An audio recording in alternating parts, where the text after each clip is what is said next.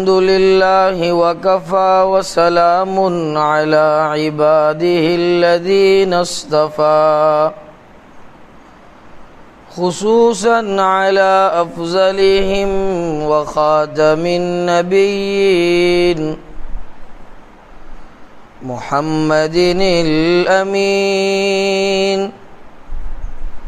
وعلى آله وصحبه أجمعين أما بعد فأعوذ بالله من الشيطان الرجيم بسم الله الرحمن الرحيم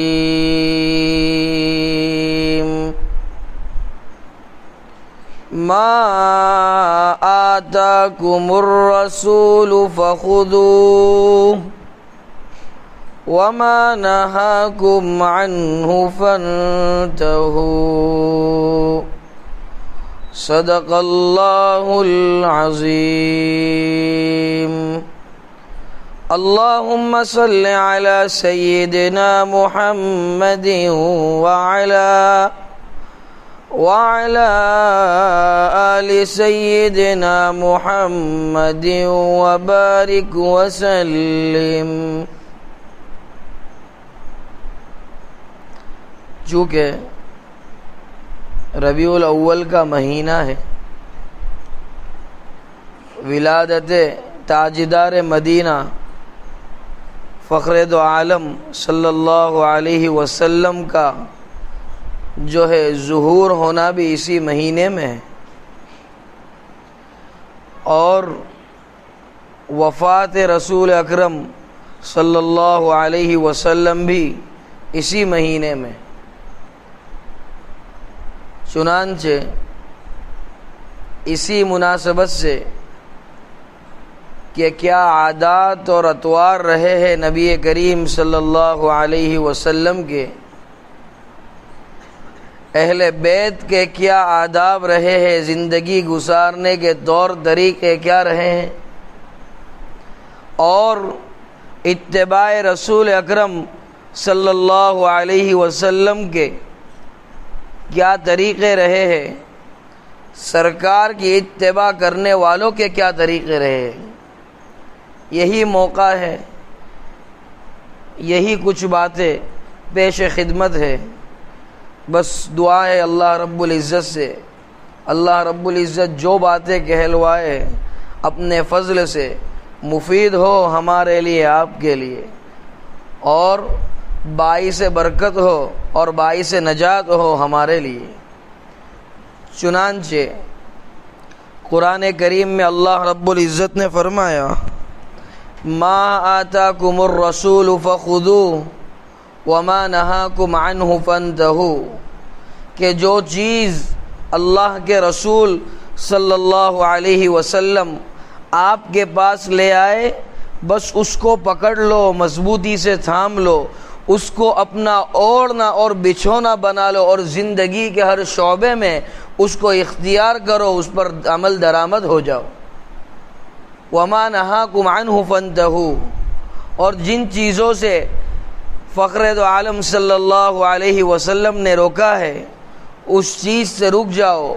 بس یہی ماہ ربیع الاول کا پیغام ہے، اور یہی نبی کریم صلی اللہ علیہ وسلم کی ولادت اور وفات پیغام دے گئی، یہی قرآن کریم کا خلاصہ ہے، اور احادیث مبارکہ کا یہی نچوڑ رہا ہے۔ چنانچہ ایک ضابطہ ہے، کلمہ اشہد ان لا الہ الا اللہ وحدہ لا شریک لہ واشہد ان سیدنا و مولانا محمدن عبدہ و رسولہ پڑھنے کا، کہ اس میں آزمائشات تو آئے گی، اللہ پر اور تاجدار مدینہ پر ایمان لانا اور ان کی اتباع کرنا، اس میں ابتدا میں آزمائشات آئے گی تاکہ اللہ رب العزت یہ ممتاز کر لے اپنے بندوں میں سے، یعنی جدا جدا کر لے ان لوگوں کو جو صحیح معنوں میں اللہ سے اور رسول سے محبت کرتے ہیں، اور جو منافق ہے، جو صرف اپنی زبانی جمع خرچ سے اللہ سے اور رسول سے محبت کے دعوے کرتے ہیں، ورنہ حقیقت میں ان کے دل میں ادب سرکار دو عالم صلی اللہ علیہ وسلم اور ادب الہی اور عشق الہی ذرہ برابر نہیں۔ چنانچہ واقعات میں ملا اور احادیث مبارکہ میں ملا کہ حضرت زینب رضی اللہ تعالی عنہ جو سرکار دو عالم صلی اللہ علیہ وسلم کی لخت جگر اور نور نظر رہی ہے، دختر تاجدار مدینہ رہی ہے، تو دیکھیے امتحانات ہم یوں سوچتے ہیں کہ صرف کلمہ پڑھ لیا اور بات بن گئی، تو ایسے بات نہیں بنے گی۔ خود اللہ رب العزت نے قرآن میں بیان فرمایا، احسب الناس ان یترکوا ان یقولوا آمنا وهم لا یفتنون، کیا گمان کر لیا ہے لوگوں نے ان یترکوا ان یقولوا آمنا، کہ چھوڑ دیا جائے گا ان لوگوں کو جنہوں نے کہا ہم ایمان لے آئے، جنہوں نے کہا ہم اسلام لے آئے، ان یقولوا آمنا وهم لا یفتنون،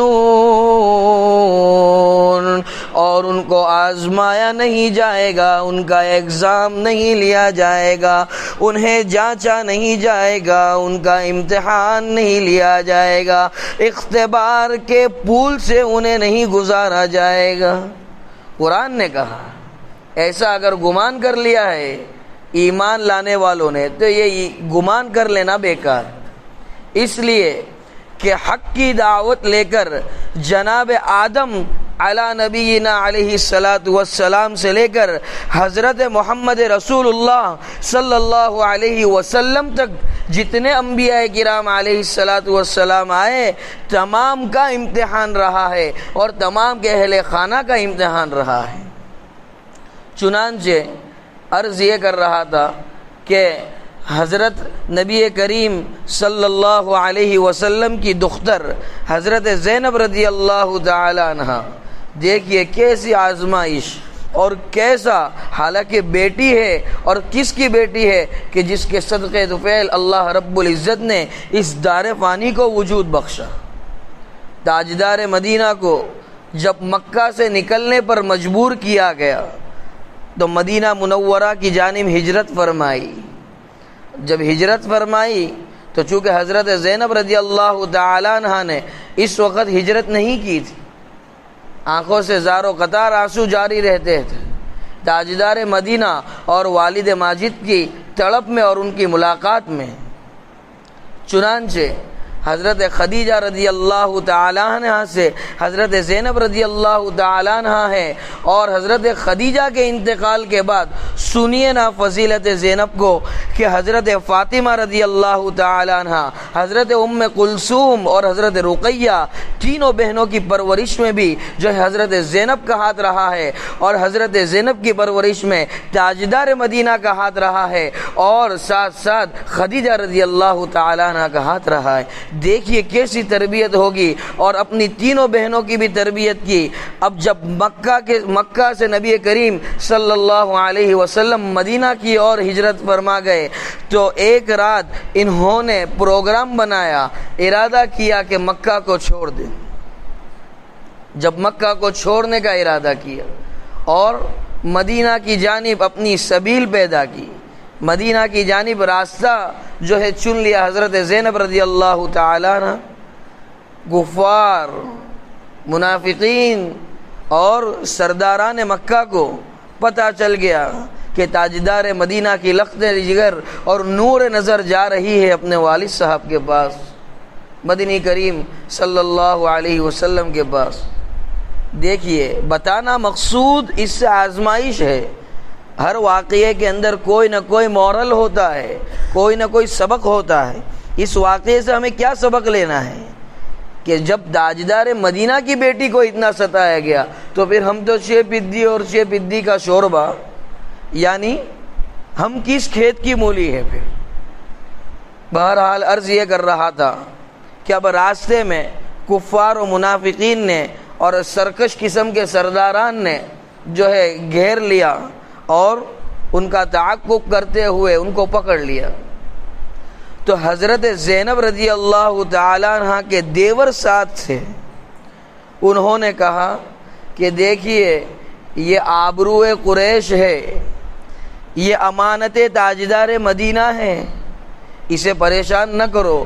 لیکن کہاں وہ ظالم قسم کے لوگ سنتے، ایک نیزہ مارا اور سواری پر سے حضرت زینب رضی اللہ تعالیٰ عنہ کو زخمی کر دیا اور گرا دیا۔ اور جب گرا دیا تو پھر اتنی زخمی رہی کہ جس کو کیا بیان کیا جائے، اور پکڑ کر اور گھسٹ کر پھر مکہ کی اور یہ ظالم لوگ لے گئے اور کئی وقت تک قید و بند میں محبوس رکھا۔ اور ایک رات پھر موقع میسر ہوا، حضرت زینب رضی اللہ تعالیٰ پہنچی تاجدار مدینہ صلی اللہ علیہ وسلم کے پاس۔ مدنی کریم صلی اللہ علیہ وسلم دیکھ رہے ہیں اپنی نور نظر کو، آنکھوں سے آنسو جاری ہے۔ تاجدار مدینہ کیا حال کر رکھا ہے، ایسی سوکھی کانٹے جیسی کر دی ہے میری بیٹی پر ظلم کر کر کے۔ یہ ظلم اور یہ ستم کس لیے برداشت کیا گیا؟ محض دین اسلام کی بقا کے لیے اور ایمان کی بقا کے لیے اور والد ماجد کے دین کے تحفظ کے لیے۔ آنکھوں سے زار و قطار آنسو جاری ہے تاجدار مدینہ رسول اللہ صلی اللہ علیہ وسلم۔ اب یہ منظر رہا، پھر موقع آیا، جنگ بدر ہوئی، تو اس وقت جو قیدی ہاتھ لگے تھے تو اس میں حضرت ابو العاص جو حضرت خدیجہ رضی اللہ تعالیٰ عنہ کی بہن کے بیٹے ہیں اور حضرت زینب رضی اللہ تعالیٰ عنہ کے شوہر ہیں، قیدیوں میں وہ بھی آ گئے۔ اب فدیہ دے کر چھوڑنے کا فیصلہ سنایا سرکار دو عالم صلی اللہ علیہ وسلم نے۔ جب فدیے کی بات آئی تو حضرت زینب رضی اللہ تعالیٰ عنہ، چونکہ ابھی اس وقت تک ابو العاص ایمان نہیں لائے تھے، حضرت خدیجہ رضی اللہ تعالیٰ عنہ کا دیا ہوا نیکلیس اور ہار ان کو چھڑانے کے لیے بطور فدیہ تاجدار مدینہ کی خدمت میں پیش کیا گیا۔ فوراً مدنی کریم صلی اللہ علیہ وسلم کی آنکھوں سے آنسو جاری ہو گئے، اور کیا کہا تاجدار مدینہ صلی اللہ علیہ وسلم نے، دیکھ رہا ہوں کہ یہ وہی خدیجہ کا ہار ہے جو میں نے اسے دیا تھا، اور جو حضرت خدیجہ رضی اللہ تعالیٰ عنہ نے میری بیٹی، میری لخت جگر و نور نظر حضرت زینب رضی اللہ تعالیٰ عنہ کو ان کے نکاح کے موقع پر اور تقریب پر دیا۔ تمام صحابہ کو بلایا، اصحاب جمع ہو گئے۔ یہاں اس نقطے سے سرکار کے عدل و انصاف کو ہمیں دیکھنا چاہیے۔ کیا عدل ہے، کیا انصاف ہے، اور شان کیا ہے۔ بعد از خدا بزرگ تو ہی قصہ مختصر، خدا کے بعد اگر کسی کا مقام ہے تو وہ تاجدار مدینہ کا ہے، لیکن امانت داری کا عالم دیکھیے کہ فدیے کے طور پہ چھڑانا تھا ان قیدیوں کو، اور جو مال میسر ہوتا اس مال کے اندر تمام کا حصہ لگتا۔ تمام صحابہ کو جمع کیا گیا اور کہا کہ اگر تم تمام متفق ہو اور تمام کی مرضی ہو تو میں چاہوں گا کہ ابو العاص کو ایسے ہی رہا کر دیا جاوے، اس ہار کو واپس لوٹا دیا جائے۔ تمام صحابہ متفق ہو گئے، ساتھ ساتھ عرض کیا یا رسول اللہ، آپ کی بیٹی کی، آپ کی لخت جگر حضرت زینب رضی اللہ تعالیٰ عنہ کی خدمت میں اور بھی اگر کوئی چیز ہو تو وہ بھی ہم دینے کے لیے تیار ہے، اور ہم ان کی خدمت کرنے کے لیے تیار ہیں۔ یہی پیغام ہے ربیع الاول کا۔ تاجدار مدینہ کی بیٹی ہے، نیزے کھا رہی ہے مکہ کے راستے میں، تاجدار مدینہ کی بیٹی ہے کہ جس کے شوہر کو چھڑانا ہے تو فدیہ دینا پڑ رہا ہے، اور اس فدیے کو اگر کینسل کروانا ہے اور حضرت خدیجہ رضی اللہ تعالیٰ عنہ کے ہار کا پاس و لحاظ رکھنا ہے تو اس کے لیے بادشاہ ہے نا تاجدار مدینہ، لیکن رعایا کو بلایا، صحابہ کو بلایا اور ان سے اجازت طلب کی کہ کہیں خیانت نہ ہو جائے۔ دیکھیے آج ہم کتنی دھڑلے سے ہماری تجارت میں خیانت کرتے ہیں، کتنا زبردست جھوٹ بولتے ہیں، منٹ منٹ سے جھوٹ بولتے ہیں، اور ایک قسم کا جھوٹ تو یہ ہے کہ جسے ہم جھوٹ سمجھتے ہی نہیں۔ وہ کیا ہے؟ آج کل ہمارے تجار یہ کرتے ہیں کہ کوئی قرابت دار رشتہ دار آ گیا، کوئی پہچان والا آ گیا، تو اس وقت رشتہ داران کہتے ہیں یہ بھاؤ تو صرف آپ کے لیے ہے، اس میں کچھ ملتا نہیں ہے۔ ایک بار زبان سے آپ نے کہہ دیا کہ یہ عطر 200 روپے کا ہے اور میری خریدی اتنے کی ہے، اس میں کچھ نہیں رکھا ہے، یہ گھر کی بات ہے، حالانکہ بہت کچھ رکھا ہوتا ہے۔ یاد رکھو جو کہتا ہے کہ مول صاحب آ بھاؤ تمہارا ماٹے چھے، سمجھ لینے کا بازار سے ڈبل بھاؤ لے رہا ہے۔ اس لیے کہ جو شخص مدد کرتا ہے، جو شخص انسان کے لیے بھاؤ کو کم کرتا ہے، کسی انسان کی معاونت کرتا ہے، وہ زبان سے اس کے چرچے نہیں کرتا، اخلاص سے اور خلوص قلب سے مدد کر کے سائیڈ میں ہٹ جاتا ہے۔ بہرحال عرض یہ کر رہا تھا، ہم اس جھوٹ کو جھوٹ نہیں سمجھتے اور تعویل یہ کرتے ہیں کہ اب شرم میں آ گئے، مولانا کیا کریں گے، اس طرح سے کہنا پڑتا ہے، اس لیے کہ ہمارا بھی گھر بار ہے، بیوی بچے لگے ہیں، اگر اسی طرح سے رشتہ دار آتے رہیں گے تو ہم کتنی سخاوت کریں گے۔ ارے بھائی آپ کو کون کہتا ہے سخاوت کرنے کا؟ دیکھیے نا کیسے تجارت کی، نبی کریم صلی اللہ علیہ وسلم نے تجارت کا طریقہ سکھایا، کھانے کا طریقہ سکھایا، اپنے بڑوں کے ساتھ برتنے کا طریقہ سکھایا، والدین کے ساتھ برتنے کا طریقہ سکھایا۔ اور دوسری بات، آج لوگوں کو ہمارا کلچر اور نیچر دیکھ کر لگتا ہے کہ اسلام تلوار کے زور پر پھیلا ہے، ایسا نہیں ہے، اسلام تو اخلاق کے زور پر پھیلا ہے۔ کیا اخلاق رہے تاجدار مدینہ کے اور تاجدار مدینہ کے اتباع کرنے والوں کے، اس کو واقعی ایسے سمجھنا پڑے۔ نبی کریم صلی اللہ علیہ وسلم واقعات میں لکھا کہ ایک مرتبہ ایک درخت کے نیچے آرام فرما رہے، حضرت آرام فرما ہیں، اور پہلے کے زمانے میں چونکہ اپنی سیفٹی کے لیے، اپنا دفاع کرنے کے لیے، سیلف ڈیفینس کرنے کے لیے، اپنے آپ کا بچاؤ کرنے کے لیے، بذات خود اپنی حفاظت کرنے کے لیے، اپنی جان کے تحفظ کے لیے پہلے لوگ ہتھیار رکھا کرتے تھے، نیزہ رکھتے تھے، تلوار رکھتے تھے، بندوق گولیوں کا تو زمانہ نہیں، منجنیقیں بنی، اس کے بعد تلواروں کے کہیں ایک عرصہ گزر جانے کے بعد پھر منجنیقیں بنائی گئی۔ منجنیقیں یہ ایک قسم کا جو ہے بڑا سا لکڑے کا بنتا ہے اور اس سے گولہ بارود پھینکا جاتا ہے تاکہ دشمن زیر ہو جائے۔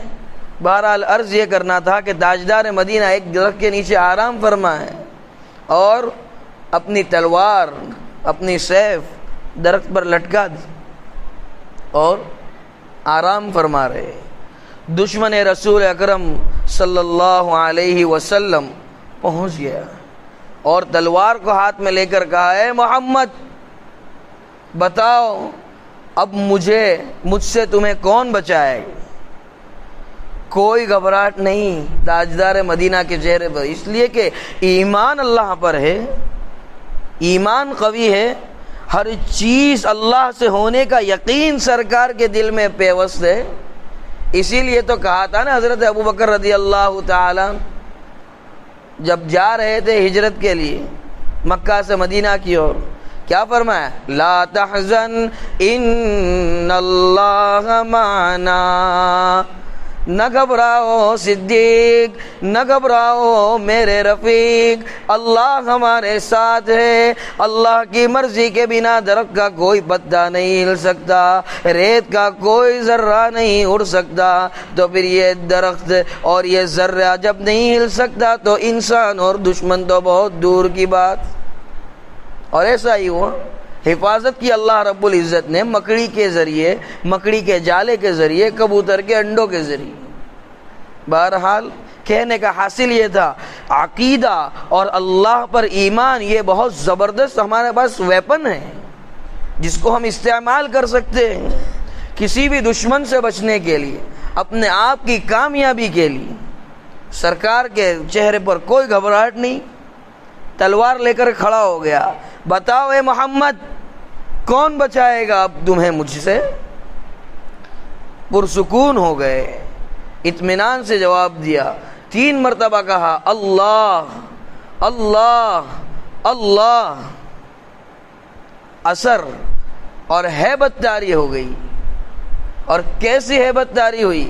ہاتھ سے تھرا کر جو ہے تلوار چھوٹ گئی. اب تاجدار مدینہ سرکار دو عالم صلی اللہ علیہ وسلم جو ہے تلوار سونت کر کھڑے ہو گئے. تلوار سونتنا یعنی تلوار تان کر بالکل برسر پیکار ہو جانا، حملے کے لیے ریڈی ہو جانا، تیار ہو جانا چڑھائی کرنے کی. سرکار نے فرمایا اب بتا تجھے مجھ سے کون بچائے گا؟ آنکھیں نم ہے، چہرے پر گھبراہٹ ہے، لیکن شاعر نے کہا ہے نا کہ گالیاں کھا کر بھی اگر کوئی دعائیں دینے والا ہے تو وہ سرکار کی ذات ہے، اور یہ سب کی بس کی بات بھی نہیں. بہرحال نبی کریم صلی اللہ علیہ وسلم نے اخلاق پیش کیے اور اسے معاف کر دیا. جا تجھے معاف کیا اللہ کے لیے. گیا اور اپنے قبیلے کے اندر اور اپنی فیملی کے اندر کہنے لگا کہ میں جس کی دشمنی کے گیت گاتا تھا، میں نے جس کی دشمنی کے دم بھرے تھے، میرے ہاتھ میں بازی تھی، موقع تھا، اور مجھے گھبراہٹ ہو گئی، اس طرح سے بازی پلٹ گئی، لیکن ان کی جو ہے اعلیٰ دلی کا عالم یہ ہے اور ان کی فراخ دلی کا عالم یہ ہے کہ انہوں نے مجھے معاف فرمایا. تو یہ ہے اخلاق رسول اکرم صلی اللہ علیہ وسلم. سید شاہ عطا اللہ بخاری رحمۃ اللہ علیہ کا نام سنا ہوگا. بڑے زبردست اور جادو بیانی رکھتے تھے اپنے آپ میں، اور بڑی متاثر کرنے والی بات ہوتی تھی حضرت. بڑا جامع اور معنی کلام ہوا کرتا تھا. ان کی بھی بہادری کا اور فراخ دلی کا عالم یہ گزرا ہے جس کے اندر کتابیں لکھی گئی، جس کے واقعات لوگوں کے سامنے رونما ہوئے.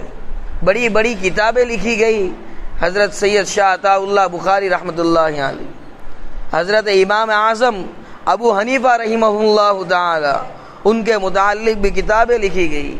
واقعات میں ملتا ہے کہ حضرت امام ابو حنیفہ رحمہ اللہ تعالی درس دے رہے، طلباء کے سامنے بیٹھے، شاگردوں کے سامنے، تو اس وقت ایک انسان آیا، چونکہ حضرت سے حسد کرتا تھا، دشمنی رکھتا تھا. جب آیا جو سب بچوں کے سامنے کیا کہا اس نے کہ آپ کے والد صاحب کا تو انتقال ہو گیا، میں آپ کے پاس پیغام لے کر آیا ہوں کہ میں آپ کی ماں سے نکاح کرنا چاہتا ہوں. اگر ہمیں کوئی یوں کہہ دے کہ میں آپ کی ماں سے نکاح کرنا چاہتا ہوں، ہم کیا کریں گے؟ آستینیں چڑھا لیں گے، تلواریں نکالیں گے، AK-47 نکالیں گے، ہیں بھائی لوگوں کو، گنڈا بھائی کو بلائیں گے، یہی سب کریں گے نا. لیکن امام اعظم نے کیا کیا؟ کچھ نہیں، بڑے اطمینان سے جواب دیا، جی کوئی بات نہیں، آپ پیغام لے کر دیکھیے، اخلاق دیکھیے، اتباع رسول دیکھیے زندگی میں ہمارے اسلاف کی اور اکابر کی اور فقہا اور مشائخ. بڑے اطمینان سے جواب دیا اور کہنے لگے کہ بھائی صاحب، ہماری والدہ ماجدہ عاقلہ ہے، بالغہ ہے، اور اپنی زندگی کا فیصلہ کرنے کا انہیں اختیار ہے. چلیے آپ میرے پیچھے آئیے، ہم جاتے ہیں، بات کر لیتے اور دیکھ لیتے ہیں کہ ان کا کیا معاملہ ہے.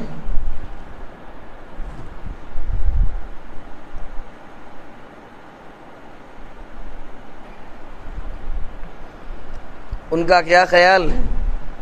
چنانچہ راستہ کٹ رہا ہے، دار حنیفہ کی جانب جا رہے ہیں، اور وہ حاسد بھی تعقب حنیفہ میں ہیں. چنانچہ دہلیز چڑھ رہے ہیں امام اعظم اپنے گھر کی، اپنے دولت کے کی، اور دیکھ رہے پیچھے کہ وہ ریزہ ریزہ ہو گیا ہے، جل بھن گیا ہے، برباد ہو گیا ہے، حالت خراب ہو چکی ہے. تو جب انسان خاموش رہتا ہے، مس بیہیویئر پر جب چپ رہتا ہے، سائلنٹ ہو جاتا ہے، تو پھر اللہ کی طرف سے فیصلے سنائے جاتے ہیں۔ یہ کیا ہے؟ یہ صحیح معنوں میں اتباع رسول ہے۔ حضرت زینب کا نیزہ کھانا یہ صحیح معنوں میں اتباع رسول ہے۔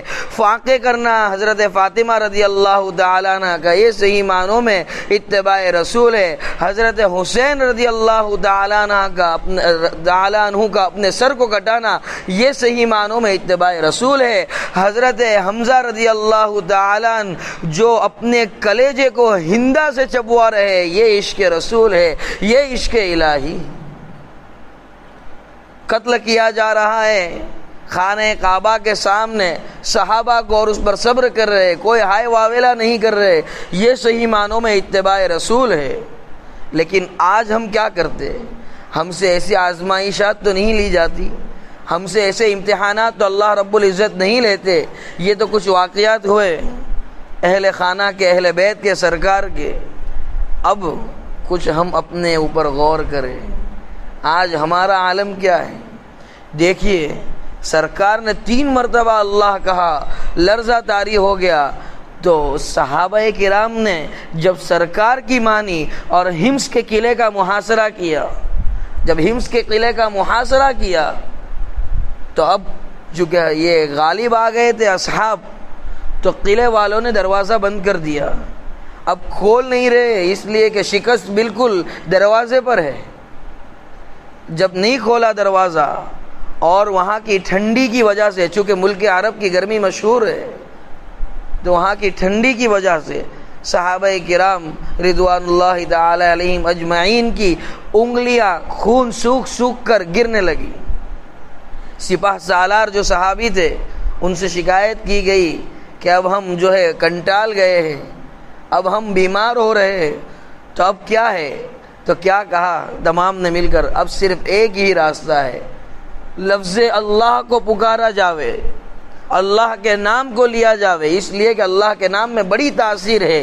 لیکن تاثیر کب پیدا ہوگی ہمارے اللہ کہنے میں؟ جب ہم نے اپنی زندگی کو کلام اللہ کے طریقے کے مطابق اور اتباع رسول کے مطابق گزارا، جب ہم اپنی زندگی کو فرائض اور واجبات کے پیرائے میں ڈھالا ہوگا۔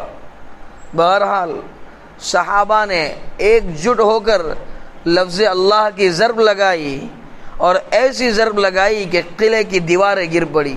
قلعے کی اتنی مضبوط دیواریں لفظ اللہ کی ضرب پر گر سکتی ہے، تو بتائیے ہمارے دنیا کے چھوٹے موٹے کام کیا اللہ کے نام لینے پر نہیں ہو سکتے؟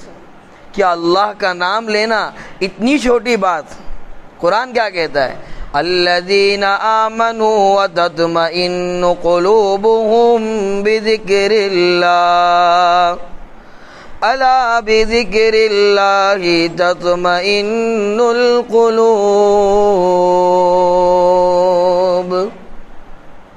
وہ لوگ جو ایمان لائے، ان کے قلب اور ان کے دل کیسے مطمئن ہوں گے، کیسے دلوں کو سکون ملے گا، کیسے فرحت و مسرت حاصل ہوگی۔ دلوں کا سکون ڈھونڈتے ہونا، جاتے ہونا گھومنے کے لیے بمبئی، جاتے ہونا گھومنے کے لیے ہل اسٹیشن پر، سکون نہیں ملے گا۔ پہاڑوں سے، درختوں سے سکون حاصل نہیں ہوگا۔ اگر سکون چاہیے تو تاجدار مدینہ کے طریقوں کو اختیار کرو، لفظ اللہ کی ضربیں لگاتا جاؤ اور سکون کو حاصل کرتا چلا جا۔ اور اللہ کا نام لینا ہم بہت کم سمجھتے ہیں، بہت چھوٹا سمجھتے ہیں، لیکن در حقیقت ہماری زبان کی اوقات اور حیثیت ہے کہ ہم اللہ کا نام لے لیں۔ اسی لیے تو کہا کسی کہنے والے نے، ہزار بار بشویم دہن سے مشکو گلاب، ہنوز نام تو گفتن کمال بے ادبی، اللہ کا نام لینا یہ ہماری کہاں اوقات، اور یہ ناپاک زبانیں کہاں اس قابل، اور یہ زبانیں 1000 مرتبہ بھی مشک و گلاب اور زعفران سے دھو لی جاوے تب بھی لفظ اللہ کے کہنے کی یہ حیثیت اور اوقات نہیں رکھتی۔ یہ تو ربانی فضل ہے، یہ تو کرم ربانی ہے کہ اس نے اجازت دے رکھی ہے ہمیں اپنا پاک نام اپنی ناپاک زبانوں سے لینے کی، لیکن عالم یہ ہے کہ ہم نام لینے کے لیے تیار، ہم اللہ کے ذکر سے دور بھاگ رہے ہیں، طریقہ رسول سے دور بھاگ رہے ہیں۔ عشق رسول کسے کہتے؟ یوں اگر ہوتا نصیبہ میرا خوش تر ہوتا، یوں اگر ہوتا نصیبہ میرا خوش تر ہوتا، میں تیرے گنبد خضرا کا کبوتر ہوتا، میں تیرے روزے کی دیوار کا پتھر ہوتا، یا میں انہی میں سے کوئی چھوٹا سا کنکر ہوتا۔ یہ عشق رسول تن پہ کھا کھا کے ظالم کے کوڑے، ہنس کے بولے بلال حبشی، میں نہ چھوڑوں گا دامن نبی کا، بے حیا چاہے کتنی سزا دے۔ بلال حبشی رضی اللہ تعالیٰ عنہ کی کمر پر کوڑے برسائے جا رہے ہیں، مرتد ہونے کے لیے کہا جا رہا ہے، لیکن احد کی صدائے بلند ہے اور تاجدار مدینہ سے وفاداری کا پیغام دے رہے ہیں۔ بس یہی پیغام ہے ربیع الاول کا، اور یہی تعلیمات ہے ولادت سرکار کی۔ سرکار کی ولادت اسی بات کا پیغام دے رہی ہے، اور وفات رسول اکرم اسی بات کا پیغام دے رہی ہے، اور ماہ ربیع الاول اسی بات کا پیغام دے رہا ہے اور تنبیہ کر رہا ہے۔ زندگی کے پتہ نہیں کتنے سال ایسے ہی گزار دیے، لیکن اب اللہ نے موقع دیا ہے، اللہ نے سمجھ دی، عقل سلیم دی ہے، بس عمل کر لے، اپنی زندگی کو قرآن اور حدیث کے مطابق بنا لے تو کامیابی اور کامرانی تیرے قدم چومے گی۔ اور سن لے قرآن کیا کہتا ہے، وَامْتَازُوا الْيَوْمَ أَيُّهَا الْمُجْرِمُونَ۔ اللہ قیامت کے دن روز محشر فرمائے گا، الگ ہو جاؤ نہ ہو مجرمین، او غیبت کرنے والو جدا ہو جاؤ متقین سے، او جھوٹ بولنے والو الگ ہو جاؤ نہ میرے پاک باز بندوں سے، او برائیاں کرنے والو، او تجارت میں دھوکہ دھڑی کرنے والو، او اپنے والدین کی نافرمانی کرنے والو، او سود کھانے والو، او بیاج کا دھندا کرنے والو، او سونا لے کر رہن پر رکھ کر اس کی ادھر سے ادھر کرنے والو، او گروی کا مال کھانے والو، الگ ہو جاؤ۔ وامتازوا اليوم ایھا المجرمون۔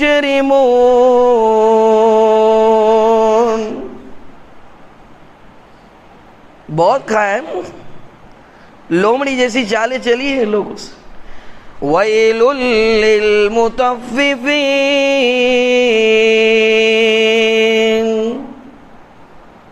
چال بازوں کے لیے جہنم کا ایک طبقہ ہے۔ جاتے نا ہم ہوٹل کے اندر، ڈیلکس، سپر ڈیلکس، چالو روم، 5 اسٹار، 7 اسٹار، یہ جہنم میں 7 اسٹار طبقہ ہے۔ ویل، یہ بالکل اسفل السافلین، یعنی سب سے نیچے کا طبقہ ہے۔ بڑی مزہ آئے گی، اور اس وقت جب کہے گا انسان، ہے جہنم کے داروں ہماری معافی کے فیصلے کروا دو، کئی 100 سالوں کے بعد جواب آئے گا، اور کیا جواب آئے گا معلوم؟ بس یہی تمہارا مقام ہے، یہی رہنا ہے، یہی ٹھہرو، کوئی معافی نہیں۔ معافی کا زمانہ تو ہم نے گزار دیا، داڑیاں منڈوانے میں معافی کا زمانہ گزار دیا، روزے چھوڑنے میں معافی کا زمانہ گزار دیا، نمازوں کو رائیگاں کرنے میں معافی کا زمانہ گزار دیا، ٹخنوں سے نیچے ازار رکھنے میں سرکار رسول اکرم صلی اللہ علیہ وسلم کی سنتوں کو پیروں تلے روننے میں معافی کا زمانہ گزار دیا. اب کیا حکم ہے؟ فرمایا وَامْتَازُوا الْيَوْمَ أَيُّهَا الْمُجْرِمُونَ، مجرمین کو الگ کر کے جہنم میں ڈال دو، جدا کر دو، ان کو ہمارے پاک باز بندوں سے الگ کرو. اور جہنم میں ڈالیں گے اللہ. ہم ظلم کرتے ہیں کسی مظلوم پر، ٹھاٹے مار کے بیٹھتے ہیں، ہنسی آتی ہے، مزہ لیتے ہیں، انجوائے کرتے ہیں، کتنا مزہ آ رہا ہے، ہم سے دب رہا ہے. ہمارے ہاتھ میں تو منسپالٹی کے آفیسر ہیں، پولیس آفیسر ہیں، یہاں کا P M C M Modi وودی ہمارے جیب میں، ہم جو چاہے کر سکتے ہیں. وہاں سب اللہ ہوگا. کون ہوگا؟ اللہ. قرآن کہتا ہے ذُقْ إِنَّكَ أَنْتَ الْعَزِيزُ الْكَرِيمُ. شکل آگ کا مزہ، شکل ہماری جہنم کا مزہ، اس لیے کہ تو تو بڑا معزز، بڑا مکرم گاؤں کا چودھری اور گاؤں کا تلاٹی بنے گھومتا تھا. بنو گاؤں کے چودھری، انکار نہیں، لیکن یاد رکھنا چاہیے قرآن کیا کہتا ہے. کیا کہا قرآن؟ لمن الملک اليوم للہ الواحد القہار. روز محشر اللہ کہے گا بتاؤ نا کس کی سلطنت ہے. آج کون ہے مودی؟ آ جاؤ کون ہے ڈیپیوٹی کمشنر؟ بتاؤ نا کون ہے انسپیکٹر؟ بتاؤ کون ہے کلیکٹر؟ آؤ نا کوئی ہمارے سامنے کھڑے تو رہ کر بتاؤ، ہم بھی دیکھیں. لمن الملک اليوم للہ الواحد القہار. آج تو ایک ہی بادشاہ ہے، ایک ہی صف میں کھڑا ہے مودی بھی اور ایک ہی صف میں کھڑا ہے چپراسی بھی. آج تو جبار اور قہار کی سلطنت ہے. اور کیسی سلطنت ہے اور کیسی بادشاہت ہے. اس دن بھی اللہ رب العزت جو ہے ظلم نہیں فرمائے. اور الیوم لا تظلم، آج وہ دن ہے کہ جس دن کے اندر ہم کسی پر ظلم نہیں فرمائیں. ان اللہ سریع الحساب. ہوتے نا چال باز لوگ، ڈیڑھ ہوشیار کہتے نا، ڈیڑھ بھائی. تو ڈیڑھ بھائی لوگ کیا کہیں گے اتنے ساروں کا حساب کیسے ہوگا؟ تو اللہ نے ان ڈیڑھوں کو جواب دیا ہے ان اللہ سریع الحساب. اللہ رب العزت بڑا زبردست سپیڈ سے حساب کرنے والا ہے. اور ہم کیا کہتے ہیں؟ یوسف بھائی مجھے تو آپ سے بہت محبت ہے، عارف بھائی مجھے تو آپ سے بہت الفت ہے. اور جب یوسف بھائی جاتے تو پیچھے پیچھے یوسف بھائی کی کھودتے ہیں، پیچھے پیچھے عارف بھائی کو گالیاں دیتے. تو ہم اگر زبان سے کہہ دیں ہمیں اللہ سے بہت محبت ہے، ہمیں رسول سے بہت محبت ہے، تو اللہ کیا ہے پھر؟ اللہ کہتا ہے زبان سے نہیں عمل سے محبت بتاؤ، زبان سے نہیں عمل سے محبت بتاؤ.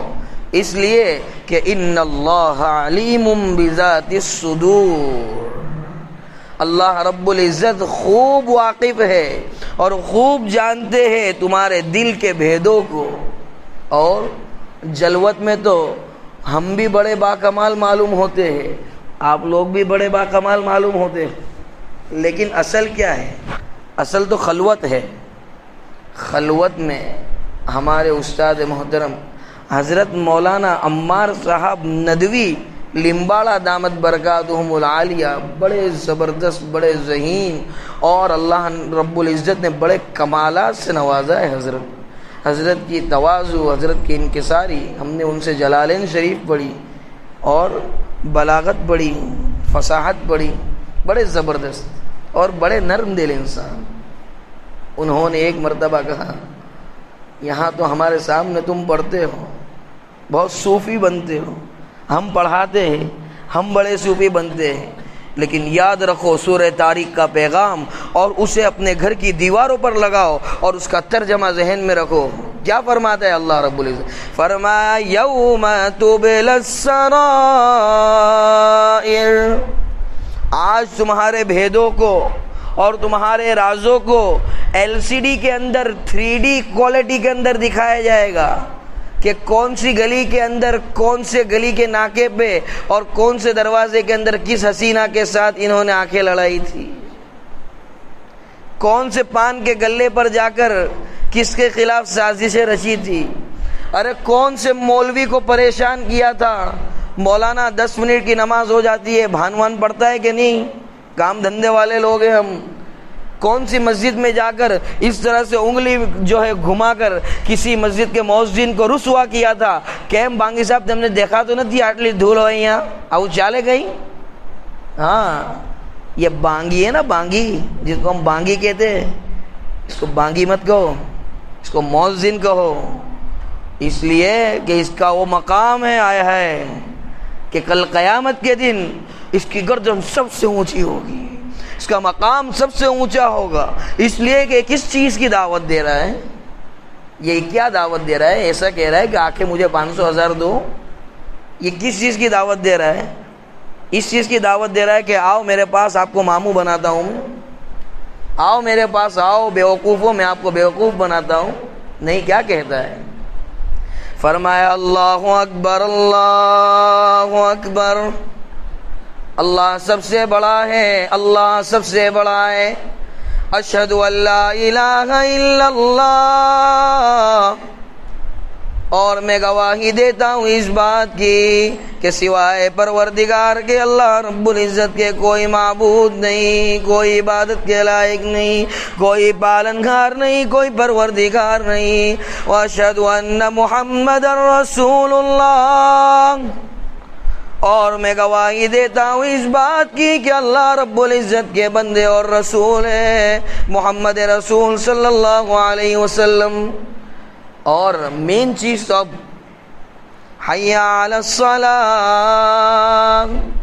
آؤ نماز کی طرف، اور اللہ کا قانون رہا ہے کسی بھی چیز کے لیے بلاتا ہے تو کیوں بلا رہا ہے، اس کا نتیجہ کیا ہونے والا ہے۔ جیسا ہم انویسٹمنٹ کرتے ہیں نا دنیا میں، مثال کے طور پر مفتی سہیل اگر میرے پاس آتے ہیں اور کہتے ہیں مولانا 10 لاکھ روپے انویسٹ کرو، تو میں کیا کہوں گا؟ پہلا 10 پہ کیا دے گا بھائی؟ 10 لاکھ پہ کتنا دے گا؟ تو مفتی صاحب کیا کہیں گے؟ دیکھو نا اب یہ جگہ جب پروگریس ہوگی تو 10 کے 1 کروڑ ہو جائیں گے۔ دیکھا نا اب یہاں پہ ہریالی دکھی تو میں فوراً، اگر میرے ہے نہیں لیکن فوراً اگر ہو گئے تو مفتی صاحب کے حوالے کر دوں گا، اس لیے کہ اطمینان ہے، مفتی صاحب ایسی ٹوپی نہیں پہنائیں گے دنیا والے جیسے پہناتے ہیں نا۔ بہرحال کہنے کا حاصل یہ ہے کہ بلایا جا رہا ہے کس کی طرف؟ حی علی الصلاۃ، نماز کی طرف آ جاؤ۔ کیوں آ جاؤ؟ نفع بتایا جا رہا ہے۔ حی علی الفلاح، 10 لاکھ کا انویسٹمنٹ کیا 1 کروڑ ہو جائیں گے، نماز کی طرف آؤ، وقت کا انویسٹمنٹ کرو۔ حی علی الفلاح، انویسٹمنٹ وقت کا ہے اور جنت کا سودا ہے، وقت دینا ہے اور جنت کے محلات اور باغات کے مالک بن جانا ہے، حور کے مالک بن جانا ہے۔ ہاں اب انٹرسٹنگ موضوع آیا، حور، بس یہ ایسا ہی سب دکھتا ہے اپنے کو، یہی تمام چیزوں میں انٹرسٹ رہ گیا ہے۔ ارے رکھنا چاہیے، لیکن اس حور کو حاصل کرنے کے لیے بھی دنیا میں جو حور ملی ہے اس کے حقوق ادا کرنے پڑیں گے، آنکھوں کی حفاظت کرنی پڑے گی۔ بہرحال نماز کی طرف بلایا، نتیجہ بیان کیا کامیابی کی طرف۔ تو اللہ رب العزت جس چیز کی ہمیں تعلیم دے رہے ہیں قرآن کریم کے ذریعے، اور مدنی کریم صلی اللہ علیہ وسلم نے جس چیز کی تعلیم دی اپنی زندگی کو گزار کر، اور واقعات سے جو باتیں پتہ چلی اہل خانہ نے کس طرح سے اپنی زندگی کو بسر کیا، تو آج کا بس یہی سبق ہے۔ انہی گزارشات پر آج کی بات ختم کرتے ہیں۔ آج اخلاق رسول اکرم صلی اللہ علیہ وسلم کو کچھ جانا گیا، کچھ تحمل اہل بیت کو جانا گیا، اور کچھ صبر جانا گیا اتباع رسول اکرم صلی اللہ علیہ وسلم کے جو ہے پیروکار اور ماننے والوں کے۔ اللہ رب العزت ہمیں سننے سے زیادہ عمل کی توفیق عطا فرماوے۔ وآخر دعوانا ان الحمد للہ رب العالمین۔